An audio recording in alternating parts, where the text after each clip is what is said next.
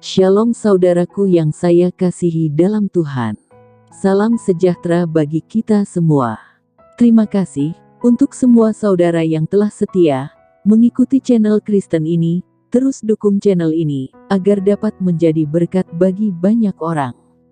Selamat bergabung, saya ucapkan juga bagi Bapak Ibu Saudara yang baru pertama kali mengikuti channel Kristen ini.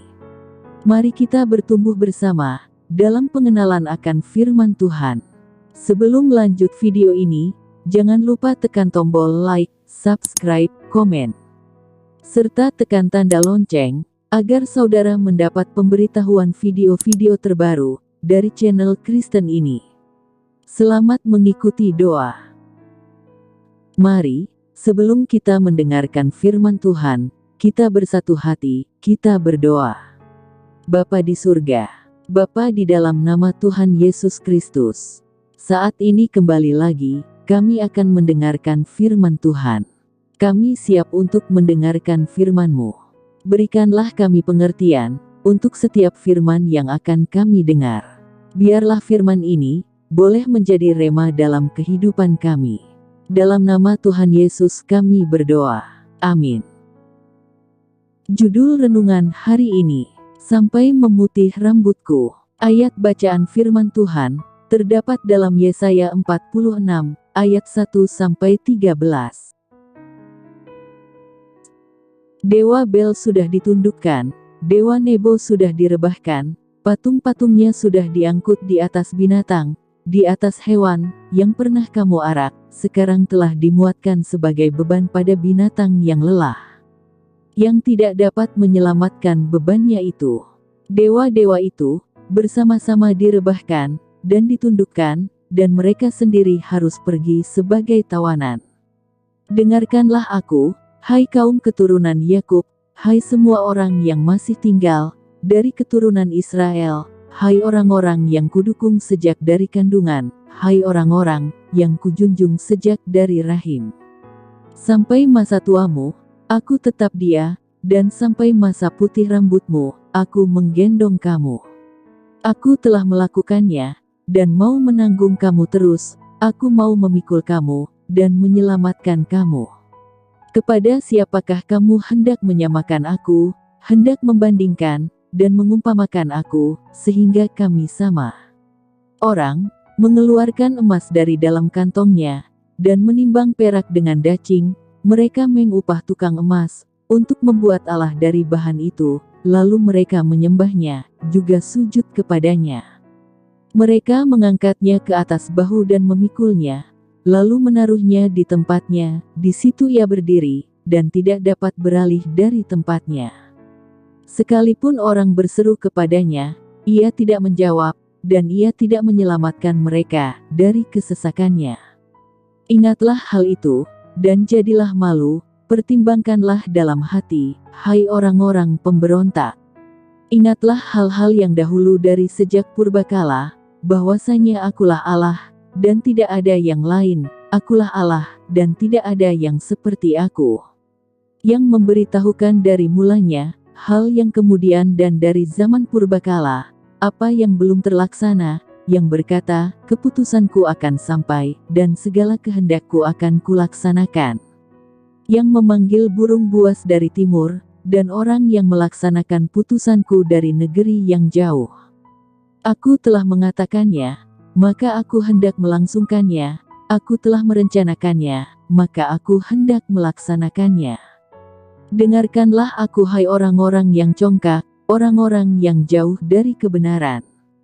Keselamatan yang daripadaku, tidak jauh lagi, sebab aku telah mendekatkannya, dan kelepasan yang kuberikan, tidak bertangguh lagi. Aku akan memberikan kelepasan di Sion, dan keagunganku kepada Israel.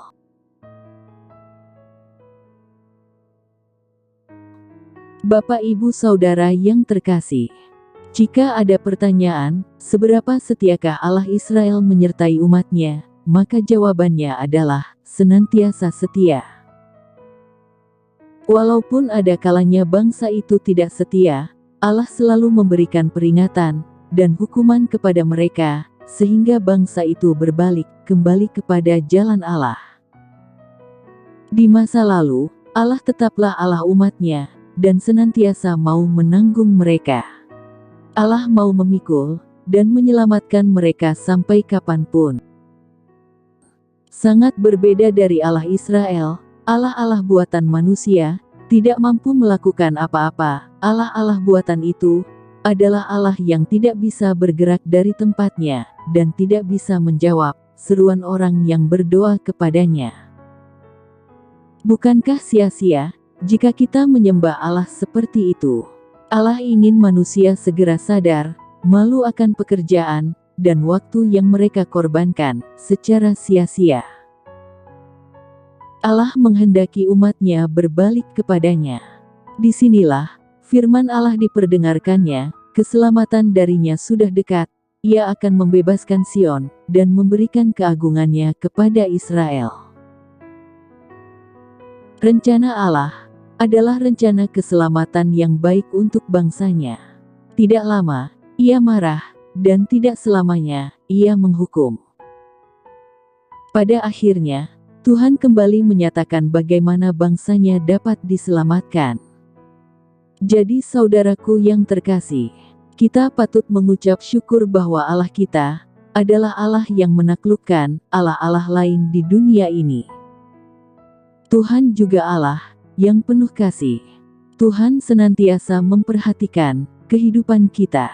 Kadang kita tidak ubahnya seperti bangsa Israel yang kerap kali mengeraskan hati dan bertindak sesuka hati. Ada kalanya Allah memberikan hukuman, tetapi jangan berkecil hati, sebab Ia tetap merancangkan keselamatan. Jika di masa lalu Allah tetap menggendong umat-Nya, maka dalam situasi kita saat ini, marilah kita juga menerima kesadaran akan kasih setia Allah ini. Janji setianya dapat dipercaya, hingga masa tua kita, Tuhan tetap mendukung kita. Perasaan aman dan damai akan melingkupi kita, karena perlindungannya, asalkan kita bersandar padanya. Amin. Mari kita berdoa. Bapa di surga, terima kasih untuk firman Tuhan hari ini. Kami mengimani bahwa Engkau Tuhan yang setia, yang senantiasa menggendong kami, bahkan sampai di masa tua kami, Engkau senantiasa mendukung kami. Kami mau berserah kepadamu, kami mau bersandar kepadamu. Terima kasih Tuhan, meteraikanlah firman-Mu dalam hati kami. Ya Bapa, terima kasih untuk hari yang baru ini, terima kasih, kami masih bisa bernafas, kami sehat, kami kuat, semua karena anugerah-Mu. Sebelum kami melangkah pada hari ini, kami mohon berkatilah kami, di dalam setiap apapun yang kami kerjakan. Lindungilah kami, dari segala hal-hal yang tidak kami inginkan. Sehat-sehatkanlah kami ya Tuhan. Tuntunlah langkah kami, di sepanjang hari ini, kami siap melangkah pada hari ini. Dalam nama Tuhan Yesus kami berdoa, amin. Puji Tuhan, kita sudah berdoa pagi hari ini, saya percaya, kita sudah diberkati. Sampai berjumpa kembali dalam doa kita nanti. Selamat pagi, selamat beribadah, Tuhan Yesus memberkati.